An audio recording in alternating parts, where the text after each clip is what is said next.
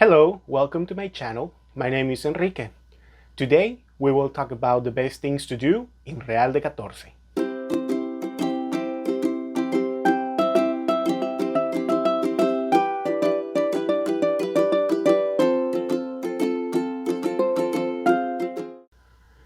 To get to Real de Catorce, you have to drive up a hill. Before reaching the main entrance, you have to pass by a lookout point where I suggest making a quick stop to admire the scenery. You will get amazing views of the desert around Real de Catorce and get plenty of photo opportunities. Also, if you're lucky, you might run into a local and talk to him. Well, if you know some Spanish, of course. They're very nice people and they might even give you a few recommendations for your trip. Real de Catorce only has two access points. The main entrance is through a tunnel, Túnel Ogarrio. This tunnel is so narrow that cars have to take turns to drive in opposite directions. If there are no cars behind you, you can get off the car to look around you and take a few pictures. But make it quick because some people claim they have seen ghosts. Templo de la Purísima Concepción is the main church in town and is dedicated to Saint Francis of Assisi. Behind the altar, you will find an impressive collection of retablos, which are paintings that believers leave to thank Saint Francis for miracles received. The saint's feast is celebrated during the first 5 days of October and is one of the busiest seasons in town.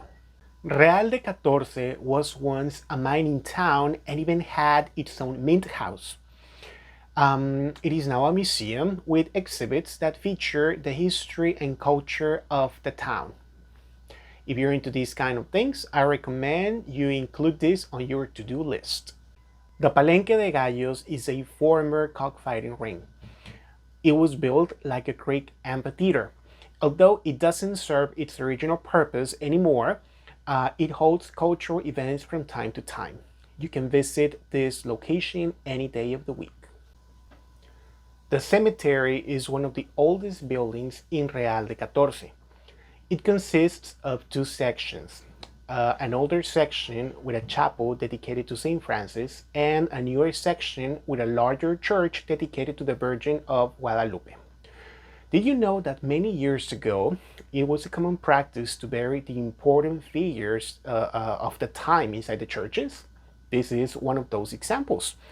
By the way, if you're looking for a cheap accommodation, there is a camping site right next to the cemetery. Would you dare stay in such a place? The Jardín Hidalgo is a town main square. It was built in the late 19th century and has been a gathering place for locals ever since.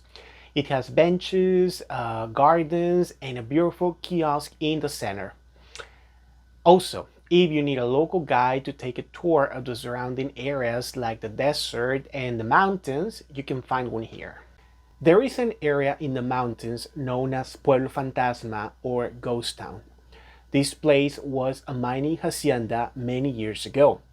You can visit the ruins, learn about the history of the place, and get stunning views of the landscape around. To reach this place, you can walk up the mountain or do what most people do and ride a horse. If you need a horse, you can get a local guide at Jardín Hidalgo. The iconic Willys are colorful 4x4 vehicles that take you through rough terrain and down steep inclines. You can visit the desert and learn about the history of peyote, which is a cactus sacred to the Huichol. You can also visit an abandoned mine and an old train station. The most adventurous ones can ride on the roof of the Jeep, but make sure to hold on tight. Speaking of the Huichol, make sure to buy some handicrafts. They specialize in jewelry. Their designs are colorful and lively. You can find all sorts of necklaces, bracelets, earrings, rings, etc. You will have a hard time picking just one or two items. If you're a foodie like me, then you have to try the Gorditas. There's all kinds of Gorditas in Real de Catorce. Chicken, beef, pork, cheese, beans, pumpkin flowers, you name it. Gorditas and hot coffee are the best way to wake up in the morning and get energy for the rest of the day. Thank me later. Well, that's all for today. I hope you enjoyed this video. If you did, please give it a thumbs up and share it with others to make our community grow. Also, if you would like to keep up with the latest information and tips on Mexico travel, make sure to subscribe to my channel and visit my website. I will leave the address in the description below. Bon voyage!